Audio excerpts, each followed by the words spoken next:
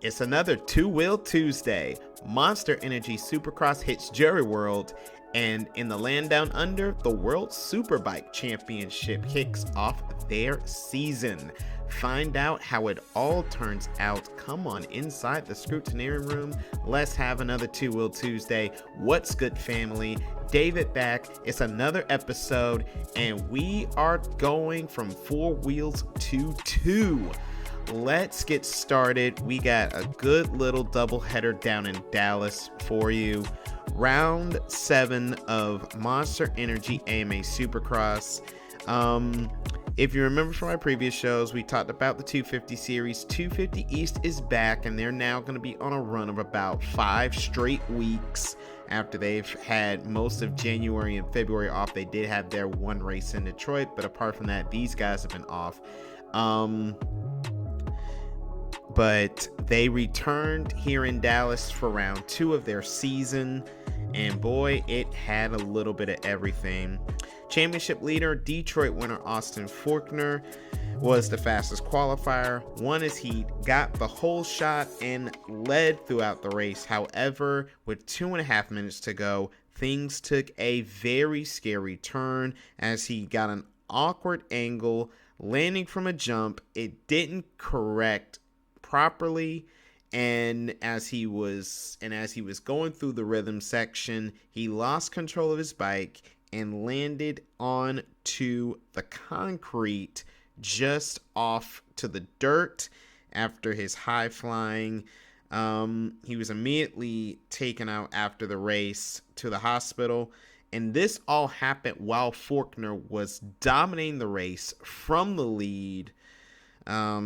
And honestly, regardless of who you see, you hate to have that happen to anyone. But when those situations happen, someone has to fill the void, and the void goes to Hayden Deegan, the son of Brian Deegan, the brother of Haley Deegan from the NASCAR Xfinity Series. He comes through, gained the lead, and did not look back. And after his rough Detroit opener, Hayden makes good, winning round 2 of the 250 East Series, beating Cam McAdoo and Francis Tom Vial for the podium, 2nd and 3rd. Before I do get to the 450, there was a report that was sent out on Sunday on Austin's condition. It was confirmed that he did suffer a spine and scapula injury.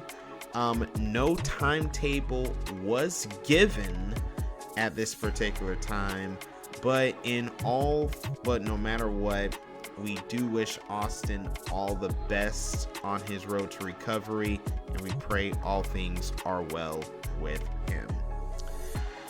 With that being said, let's move on to the big boys in 450, their 7th round.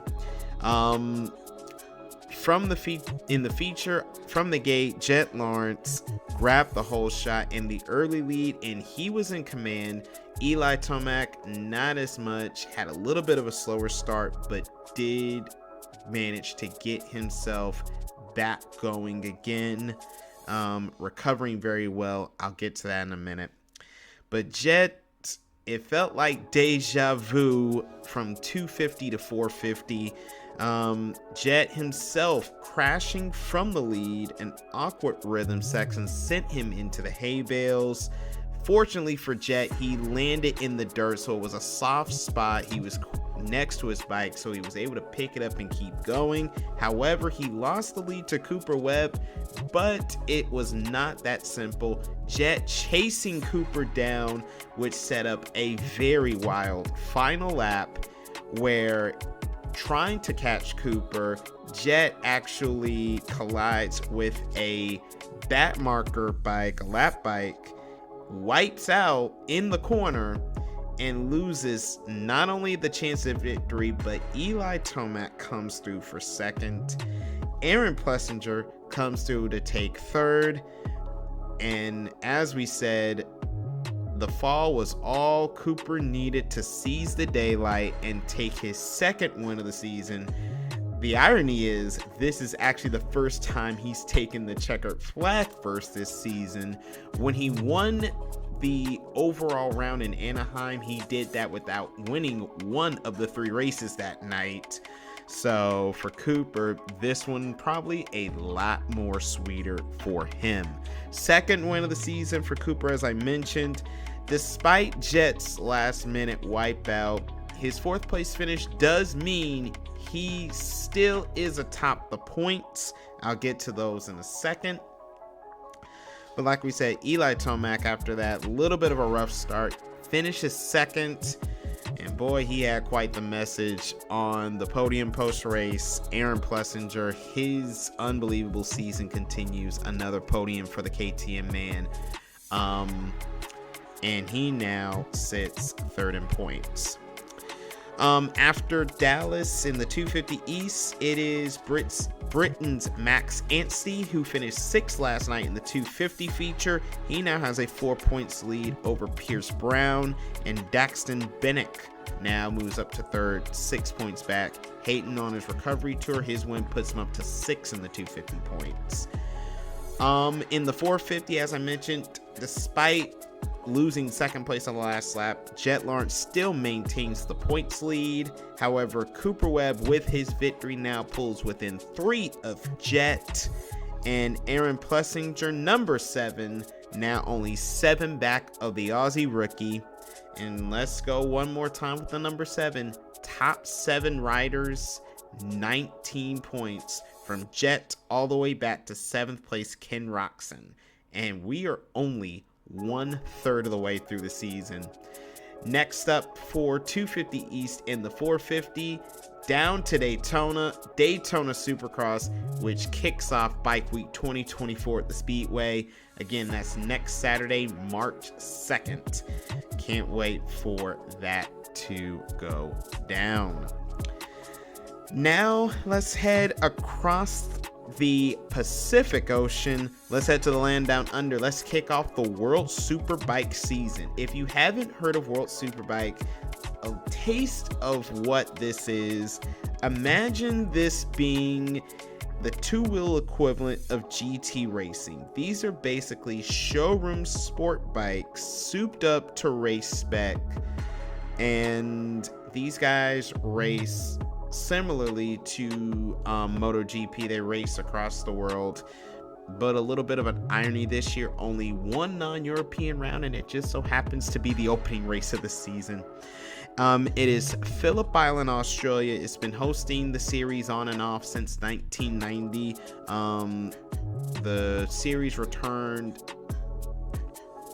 Of course, the series had to take a couple of years away due to the COVID pandemic, but World Superbike in Australia to kick off their season.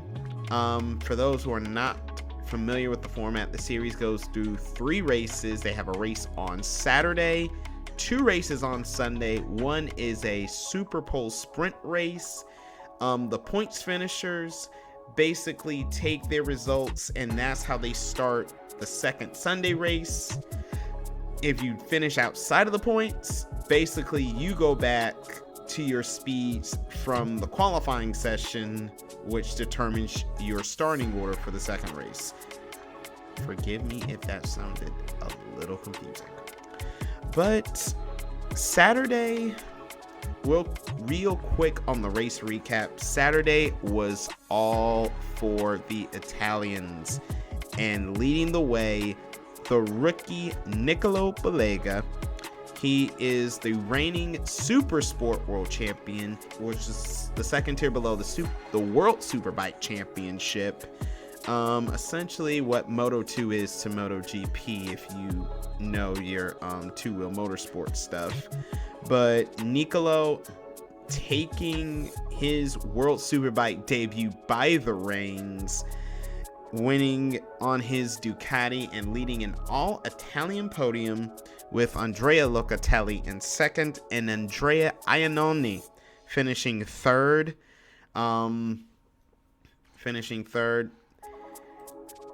As the Yamaha, Locatelli for Yamaha and Iannone also competing on Ducati. Sunday was all about British longtime World Superbike veteran Alex Lowes. He came out, took the victory in the Superpole sprint 10-lap race, and then in a wild second race, which saw not one but two red flags, the second red flag ending the race, it was Lowes getting around reigning series champion Alvaro Bautista of Spain on his Ducati in the final lap to secure the win, beating out Bautista for second, with Italian Danilo Petrucci, who, if you are a two-wheel fan, you may remember him from MotoGP, but also his stint in Moto America, which is the American equivalent to World Superbike. He raced here in 2022.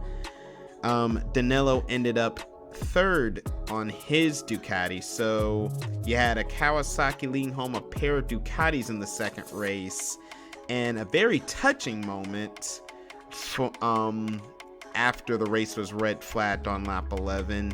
The first person to come up to Alex, none other than his twin brother Sam, who was making his World Superbike debut this past weekend, and the first time the twin brothers actually competed against each other on an international racing stage.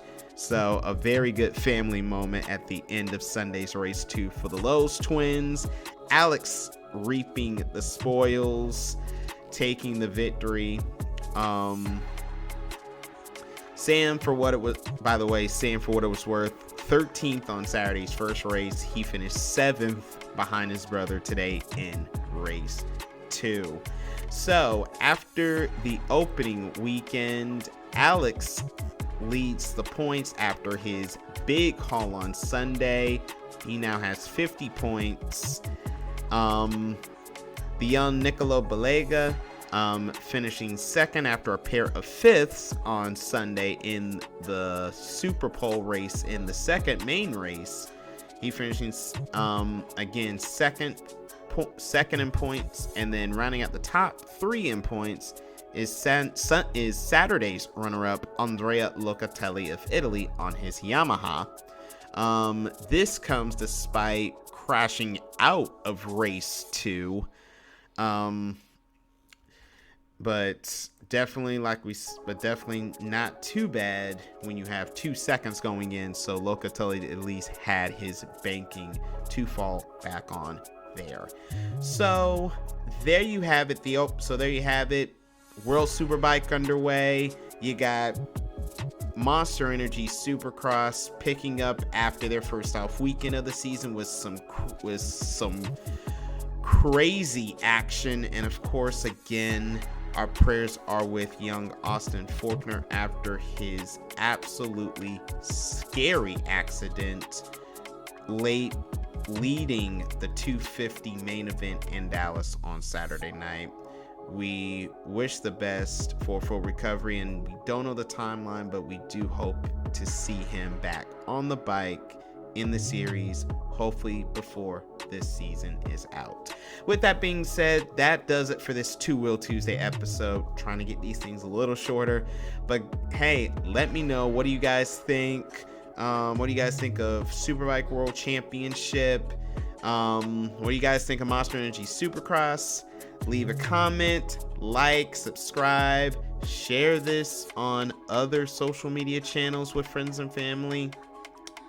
Definitely appreciate the love and support, and you definitely want to stick around. I got a lot more in the pipeline coming for you guys later on this year.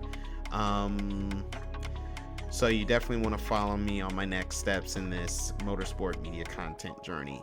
Again, thank you guys for coming inside the Scrutineering room. I'm David. I will see you next time, and until then, keep a smile on your face, folks. You look much better when you have one. So long, everyone.